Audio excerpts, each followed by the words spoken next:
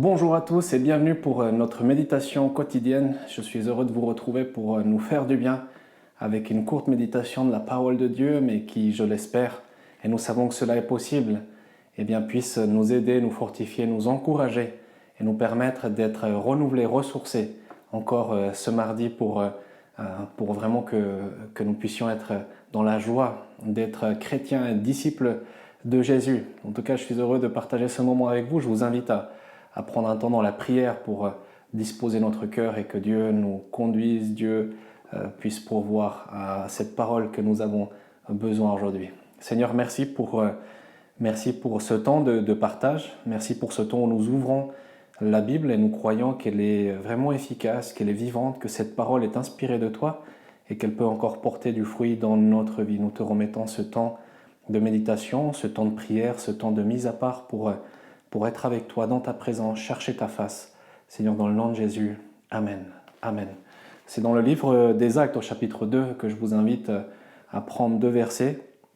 Ici, il est question de la Pentecôte. Nous savons que ce chapitre 2 est ce chapitre où nous lisons, nous voyons, nous découvrons lorsque le Saint-Esprit va venir sur les disciples. Pierre va prendre la parole et puis il va annoncer la bonne nouvelle de Jésus-Christ, la bonne nouvelle de l'Évangile, quand les personnes qui sont là et qui vont entendre ce que Pierre va prêcher sous cette impulsion de l'Esprit, cette annonce de l'Évangile avec force et puissance, ils vont poser une question à Pierre, et c'est là-dessus que je vous invite à me rejoindre dans le chapitre 37 de Acte 2.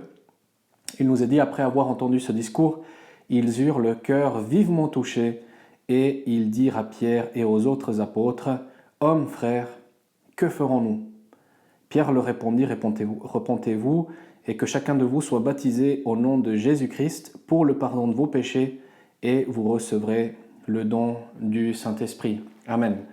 Ce qui m'a interpellé, c'est la question qu'ils vont poser à Pierre et puis aux autres apôtres, c'est ce qu'il nous est dit. Ils vont les interroger en leur demandant « Hommes, frères, que ferons-nous » Ce verset dans l'histoire, en tout cas ce qui nous est rapporté ici de ce qui s'est passé, c'est que les personnes vont entendre parler justement de la bonne nouvelle de Jésus-Christ, ils vont avoir le cœur vivement touché, c'est ce qu'il nous est dit après avoir entendu ce discours, cette prédication, et ils vont se questionner. Et nous sommes toujours heureux quand on parle de Jésus et quand cela trouve un écho particulier dans le cœur des personnes. D'autres ne s'intéressent pas à cela, et puis des fois, parfois, d'autres nous moquent ou nous pointent du doigt pour certains d'entre nous même comme faisant partie d'une secte. Mais finalement, nous, ce que nous avons vécu et ce que nous savons, c'est que Jésus est véritablement vivant et que quand nous avons entendu la bonne nouvelle de Jésus-Christ, cela a trouvé un écho particulier dans notre cœur. Nous avons eu le cœur vivement touché. Comme je le disais tout à l'heure, nous nous réjouissons aussi à chaque fois quand des personnes n'adhèrent pas à une religion ou à une structure ecclésiastique, mais lorsqu'ils découvrent le Sauveur Jésus-Christ. Amen. Et donc, c'est dans ce contexte-là qu'ils vont se questionner, que ferons-nous ? Je pense que c'est une question qui peut être là, qui peut nous travailler, qui, dans ces temps que nous vivons, peut-être même nous conduire à mais qu'est-ce qu'il faut faire ? Quelle est la bonne attitude à avoir ? Qu'est-ce qu'il faut faire ? Quels sont les actes ? Peut-être vous vous trouvez aussi dans une situation où il faut faire quelque chose. Vous sentez qu'il faut faire quelque chose. Et ici, Pierre va leur répondre. Ici, nous sommes, encore une fois, je remets le verset dans le contexte, il est question de s'engager avec le Seigneur, il est question de se convertir. Repentez-vous et que chacun de vous soit baptisé au nom de Jésus-Christ pour le pardon des péchés, et vous recevrez le don du Saint-Esprit. Nous savons ici que Pierre s'adresse à eux directement au moment où la chose est dite, est annoncée.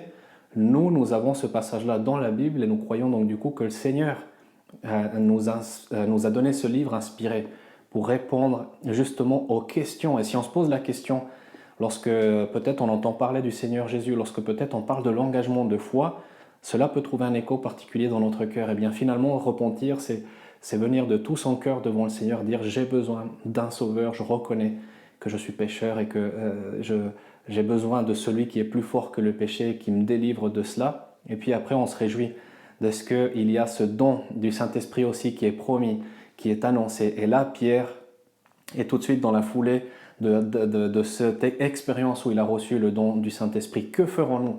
Qu'est-ce que je dois faire? Qu'est-ce que je dois faire? Ici, je le disais, c'est Pierre qui parle. Puis finalement, nous découvrons que c'est la Bible. La Bible qui nous rapporte cette expérience, qui nous rapporte ces paroles, qui nous rapporte ce qui est dit, et nous croyons qu'elle est inspirée. Nous croyons que par conséquent, c'est Dieu qui veut s'adresser à chacun d'entre nous au travers de ces versets-là. Nous avons toujours raison d'aller questionner la Bible quand on se pose la question « Qu'est-ce que je dois faire? Qu'est-ce que je dois faire ?» Je vous rappelle que la Bible, qui est cette écriture inspirée, elle est toujours utile pour enseigner, pour convaincre, pour corriger, pour instruire dans la justice. C'est ce que Paul dira à Timothée dans sa deuxième épître. Cette parole est toujours efficace. Nous avons toujours raison, je le disais, d'aller questionner la parole de Dieu, dire « Seigneur, conseille-moi de l'ouvrir ». Quelqu'un a dit un jour « Prier, demander au Seigneur qu'il nous parle et laisser la Bible fermée », c'est finalement comme si on se bouchait les oreilles et qu'on voulait quand même entendre la voix de Dieu. Donc on a toujours raison d'ouvrir la parole de Dieu. Il y a des choses très spécifiques qui appartiennent à chacun dans ce que nous vivons, dans ce que nous devons faire, et on ne peut pas donner une réponse générale à chacun par rapport au concret, au quotidien de ce que vous vivez. Mais en préparant cette méditation, j'ai trouvé quelque chose qui m'a fait énormément du bien. Dans l'évangile de Jean, au chapitre 6, c'est le deuxième passage que je vous invite à voir ensemble. Dans l'évangile de Jean, chapitre 6, verset 28, il est question de ces personnes qui suivent Jésus, vous savez, puis Jésus va les reprendre. Vous me suivez parce que je fais des miracles, c'est à la suite de la multiplication des pains. Et puis il va dire au verset 28, il va dire, au verset 28, pardon, les personnes vont l'interroger, et puis ils vont poser cette question qui est semblable et qui trouve un écho par rapport à ce que nous avons partagé dans le livre des Actes. Que devons-nous faire? Que devons-nous faire pour faire les œuvres de Dieu? Jésus leur répondit, « L'œuvre de Dieu, c'est que vous croyez en celui qui l'a envoyé. » On peut se questionner, qu'est-ce que je dois faire? Et encore une fois, je nous encourage à chercher la direction de Dieu, d'ouvrir la parole de Dieu, pour qu'il nous conseille, pour qu'il nous dirige. Mais j'ai trouvé ici cette réponse qui va nous faire du bien à tous. Encore une fois, on ne peut pas donner une réponse générale par rapport à des choses qui sont spécifiques, qui appartiennent à chacun, par rapport à ce que vous vivez, par rapport à ce que vous devez faire, etc. Mais ici, c'est quelque chose qui va nous faire du bien à tous, parce que Jésus, il va dire la chose suivante, quand on va l'interroger, mais que devons-nous faire pour faire les œuvres de Dieu? Jésus leur répondit, l'œuvre de Dieu, c'est que vous croyez en celui qui l'a envoyé. Croire en Jésus, vous le savez, littéralement, c'est placer sa confiance en, c'est croire non pas comme un croyant non pratiquant, mais c'est véritablement vivre des moments avec le Seigneur en communion, l'avoir comme guide, comme celui qui est sauveur et Seigneur de notre vie. Donc je me réjouis vraiment pour cette parole parce qu'elle me fait énormément du bien et j'espère qu'elle vous fera du bien aussi. L'œuvre de Dieu, c'est de croire en celui que Dieu a envoyé, nous le savons, c'est Jésus-Christ. Et je crois que là-dessus, on peut tous se faire du bien. On veut vraiment placer notre confiance en Jésus-Christ. On veut encore prendre un temps maintenant pour dire, Seigneur, il y a quelque chose de solide, de fort, c'est de pouvoir avoir cette foi en toi. Et nous le savons aussi que le Seigneur, fortifie la foi. On peut prier pour avoir une foi augmentée, pour avoir une foi fortifiée, pour avoir une foi solide. Et je pense que c'est aussi la prière que l'on peut faire ensemble maintenant, alors que cette vidéo trouvera un terme par la suite, dans quelques instants, mais de continuer à chercher la face de Dieu et de laisser cette parole nous diriger à cette recherche, à ce besoin aussi de Jésus dans notre vie. Que Dieu vous bénisse. Rendez-vous demain pour notre rendez-vous. Je vous invite à prier ensemble. Seigneur, merci pour ta parole. Merci parce qu'elle trouve un écho dans notre cœur et je me réjouis, Seigneur, pour toutes les fois où moi-même je me suis questionné, qu'est-ce que je dois faire? Que dois-je faire?